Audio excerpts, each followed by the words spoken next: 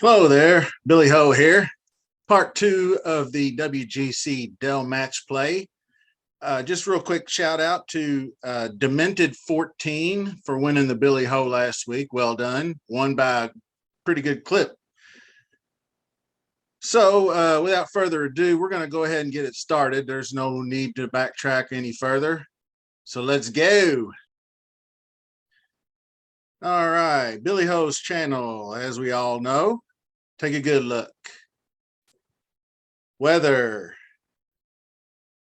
A little bit early, but I think we can get a decent grasp on it a couple days out.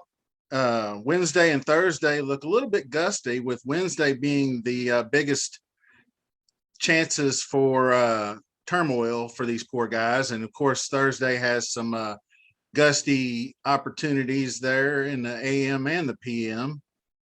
Friday and Saturday look pretty benign compared to the rest of it. Maybe Saturday afternoon gets a little crazy, but Sunday, all bets are off.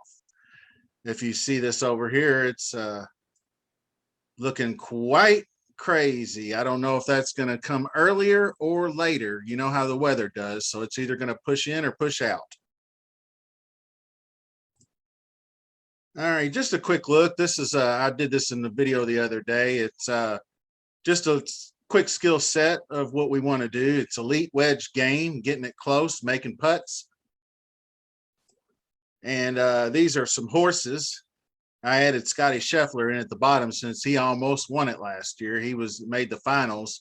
He doesn't have a whole lot of, appearances in the WGCs, but he's going to have them now. He's already won twice this year, so plays well in the wind. So there's no reason why he's not going to go out there and tear shit up. My man Sergio was lock button for me last year. I don't know about this year. He's playing all right. Harmon showed some form last week. He's probably going to be popular. Kisner was up and down, but he played pretty well. Billy Ho might be losing a little form, but he might regroup to defend the old title this year. And Bubba's playing pretty well. So all these guys are, looking pretty solid. This is the groupings. And this is where they drew out. And just real quick, you're going to follow my arrow here. It's group 1 and group 16, 2 to 15. And I got a slide next time, so let's just skip this one. I just wanted you to get a good look, take a screenshot or whatever. This is quad 1, quad 2. I kind of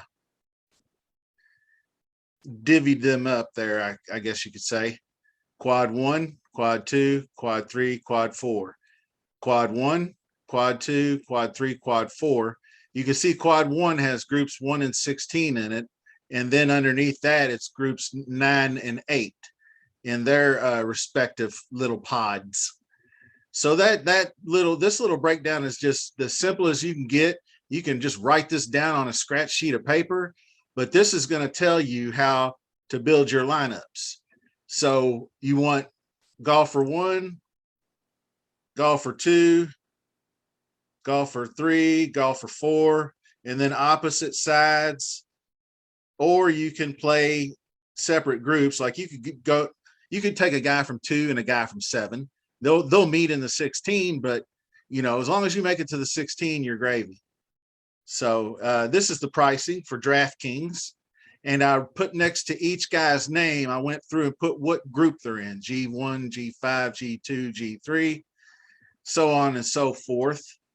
And you can match them up to the quads. That might help you give yourself a better idea. You can just download the CSV file off DraftKings and take your pricing and put your quadrants in there, or you can just grab a screenshot of this.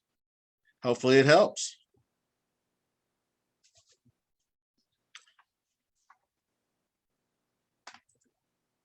This is finally, this is the comp course model. I am actually going to bounce out of this real quick. And we are going to go to Fantasy National. Since I got better equipment, I can do this shit now. And this is just a quick little model. I threw in the Pete Dye courses like Harbor Town, and I actually threw in Copperhead from last week as well, because I thought that's kind of recent form. Checked off the last 2 years. We're not all the way through 22, year and a half, I guess, just to get about that many 26 to 35 rounds or so to get a decent sample size. I threw in Augusta National because this course at Austin seems to favor lefties a little bit. So your boys like Bubba and Brian Harmon, Bobby McIntyre, and guys of that nature can do well. And threw in the rest of them are just River Highlands, Sawgrass, Southwind. I threw in Southwind. It's not a Pete Dye course, but it's kind of a shorter course where you have to be good off the tee and good wedges. So this is what it amounted to. So we'll just run this right quick and come up to some rankings. And I'll click here and we'll see. These are my model opportunities gained, birdie or better, approach. I got a little bit of putting and a little bit of short game together. So then I got added in some driving distance because I remember some big bombers were really taking on these par fours. Bobby Mack drove one last year that was not supposed to be driven. So if you get a little wind at your back, you can send it in there, big fella. 350 to 400, there's 5 of those, as I mentioned in the last video. And I just threw in ball striking as well. And they rank out as this. Paul Casey, and of course Keegan, who's been playing real well. He did kind of screw everybody last week at Copperhead by missing the cut by a stroke. But you know, the usual suspects, guys that answers a good Pete Dye guy. Corey Connors, accurate, good ball striker. Hovland, you know, these guys all day. Just, you know, wanted to give you all a quick rundown of what we're facing here. And that's going to wrap it up for old Billy Ho this week. Give me a like, subscribe to the channel. I need some subs, get this thing going. And hopefully you guys have the best of luck this week. And until the next time, peace.